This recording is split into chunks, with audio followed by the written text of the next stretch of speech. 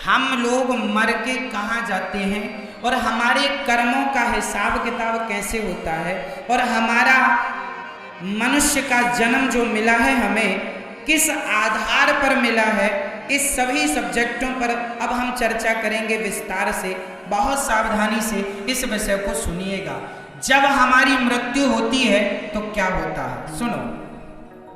जब हम यहाँ से मर के जाते हैं तो हमें यमदूत लेकर के जाते हैं। कहाँ लेके जाते हैं? यमपुरी। सबसे पहले हम कहाँ जाते हैं? यमपुरी जाते हैं। तो यमपुरी जाने में हमें समय कितना लगता है? 13 दिन का। यमपुरी जाने में कितना समय लगता है? 13 दिन। 13 दिन हमें लगते हैं। इसलिए 13 दिन बाद 13 होती है। क्योंकि जो जीव है, हम जब मरते हैं ना तो हमारे शरीर से हमारी आत्मा निकलती है, और आत्मा निकल के कहाँ जाती है? सूक्ष्म शरीर में। हमारे पास शरीर कितने होते हैं? 2 होते, 3 हैं, पर बात 2 की सुनो। एक स्थूल शरीर, एक कारण शरीर, एक सूक्ष्म शरीर। कारण शरीर तो वो होता है जिसके कारण शरीर मिलते हैं, हाथी का, बंदर का या मनुष्य का। तो कारण शरीर तो कर्मों के अधीन है, इसलिए हम 2 शरीरों की बात करें। एक शरीर है स्थूल शरीर, ये जो आपके सामने बैठा है ये कौन सा शरीर है? एक शरीर और होता है सूक्ष्म शरीर।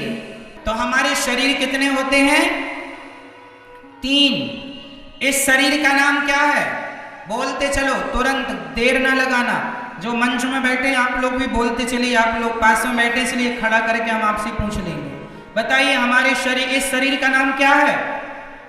स्थूल शरीर। एक शरीर और होता है जिसे हम सूक्ष्म शरीर कहते हैं। सूक्ष्म शरीर क्या होता है? जब आप सोते हैं और आपको सपना आता है तो स्वप्न कौन देखता है? सूक्ष्म शरीर। हम तो यहाँ सोए पड़े हैं, हमने सपने में देखा कि हम हरिद्वार चले गए, हम वृंदावन चले गए, हम गंगा जी नहा रहे हैं, हम तिरुपति बालाजी चले गए। तो हमारा शरीर तो यहाँ था, पर सपने में भी हम लोग एक शरीर से घूम रहे हैं, और वहां भी हमारी आंखें हैं, हाथ। कई बार हम भागते भी हैं सपने में, रोते भी हैं, चीखते और चिल्लाते भी हैं। तो हमारे शरीर, एक जो स्वप्न का दृष्टा है, उस शरीर को क्या नाम देते हैं? जोर से, सूक्ष्म शरीर। और ये शरीर कौन सा है? स्थूल शरीर। जब हमारी आत्मा निकलती है तो इस शरीर से निकलती, इस मतलब स्थूल से, और हमारे सूक्ष्म शरीर में जाकर के मिल जाती है। आत्मा इससे निकल के कहाँ जाती है? सूक्ष्म शरीर में। और सूक्ष्म शरीर जो है ये वही शरीर है जो स्वप्न का दृष्टा था, जिससे आप लोगों ने स्वप्न देखा। तो इस शरीर को पकड़कर यमदूत ले जाते हैं, और ये 13 दिन में पहुंचता है। इसलिए 13वें दिन 13 होती है। 13 में 13 ब्राह्मण खाते हैं। ब्राह्मणों के बाद समाज खाती है। कहते हैं कि आपने जीवन में कोई पुण्य ना किया हो तो 13वें दिन, जो 13 में आप लोगों, आपके नाम से जब आपकी बच्चे 13 ब्राह्मणों को, समाज को खिलाते हैं, तो वह पुण्य भी आपके खाते में जुड़ जाता है। कि आपने जीते जी तो खिलाया नहीं। कई लोग जीते जी तो किसी को 2 रोटियां नहीं देते। इसलिए कहता हूं, अपनी 13 अपनी बरसी जीते जी कर लो, मरने के बाद बच्चे करे ना करे। क्योंकि आजकल के बच्चे ऐसे ही हैं। एक बाप के 2 बेटे हैं तो बड़ा बोलता है छोटे से, तुम कर लो 13 बाप की। तो बड़ा बोलता है तेरे पास माँ बाप थे तो तू कर। छोटा कहता बड़ा करे, बड़ा करे, छोटा करे। इस चक्कर में कई बार 13 भी ठीक से नहीं कर पाते बच्चे अपने बाप की। बाप कितना भी कमा के रख दे, पर बेटों को लगता है कि हमने बहुत खर्च कर लिया।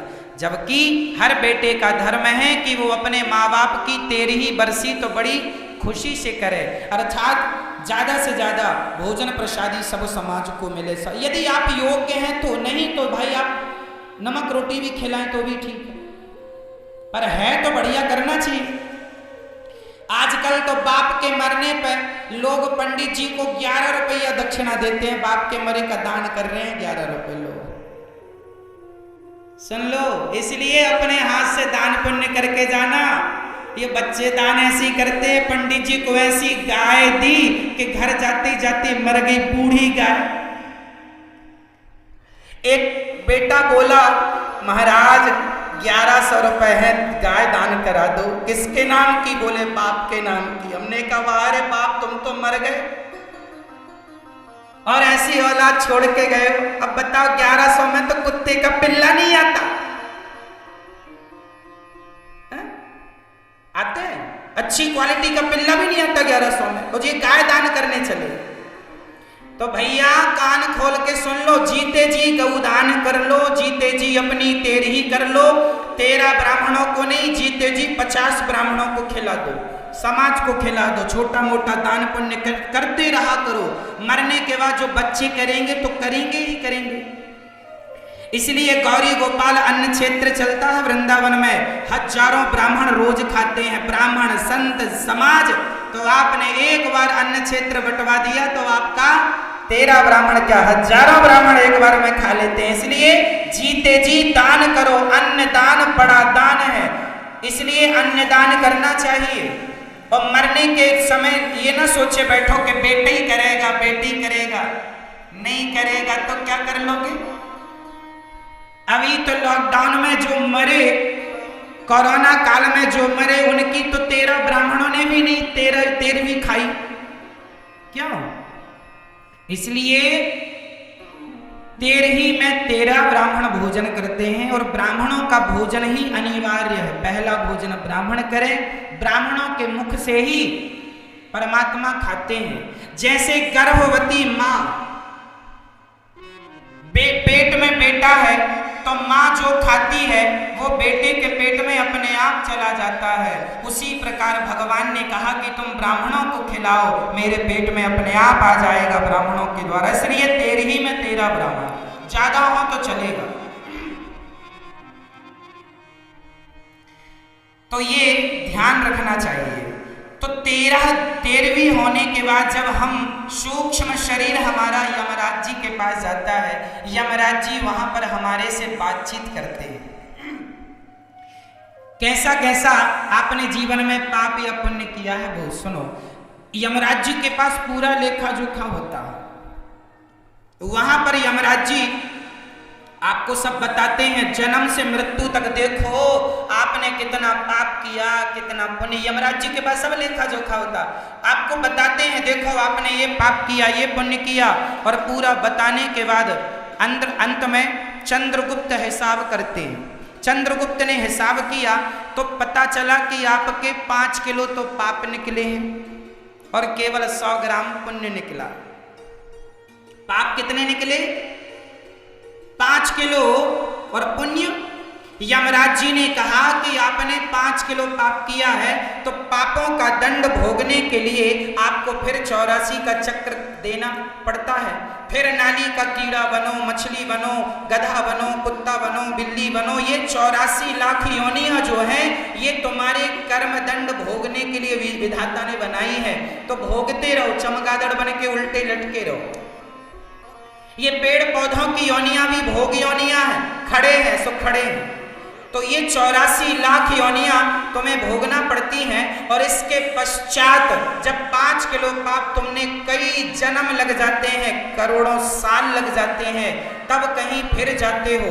यमराज जी से कहते हो 5 किलो पाप भोग लिया, तब जो 100 ग्राम पुण्य किया था उस पुण्य के बल पर भगवान तुम्हें फिर से मनुष्य का शरीर देकर भेजते हैं। जाओ अब अच्छे कर्म करना तो मोक्ष मिलेगा, नहीं फिर जन्म मृत्यु के चक्र में पड़े रहोगे। तो ये क्रम ऐसा है, जो आप अच्छा या बुरा करेंगे उसी के बल पर आपको मनुष्य का शरीर मिलेगा। पुण्य ज्यादा करोगे तो अच्छे घर में बड़े आदमी के घर पैदा हो जाओगे, बिना कुछ किए भरपेट खाने को मिलेगा, गाड़ी बंगला मिलेगा। पुण्य कम होंगे तो आप जन्म लेते ही 2-2 रोटी के लिए मोहताज होंगे। कर्मों के अधीन कर्मवश ही व्यक्ति सुख या दुख पाता है। कोई कहे महाराज जी वो बहुत बड़ा आदमी है, बड़ा सुखी है, कोई कहे ये बड़ा दुखी है। अरे भाई, जिसने जितना पुण्य किया होगा वो उतना खुश होगा, सुखी होगा, जिसने जितना पाप किया होगा वो उतना दुखी होगा। को ना काहू को सुख दुख कर दाता, निज कृत कर्म भोग सब भ्राता। व्यक्ति अपने किए का फल ही भोगता है, अच्छे का अच्छा और बुरे का। तो मैया जी, ये जो मनुष्य का शरीर मिला है आप लोगों को, ये कितने पुण्य के बल पर मिला है? बोलो, आपके कुछ पुण्यों के बल पर। और ये 84 लाख योनियां जो हैं, ये क्या है? ये तुम्हारे कर्मों का दंड भोगने। तुम भी एक बार गधा बने होंगे, आप लोग भी एक बार गधा, कुत्ता, बिल्ली, सब हम लोग ये पार कर चुके हैं। और फिर ये मनुष्य का, और अब आप लोग ये मनुष्य का शरीर पाके क्या कर रहे हैं? फिर निंदा, चुगली, उल्टे सीधे काम। अब फिर तुम नरक जाओगे।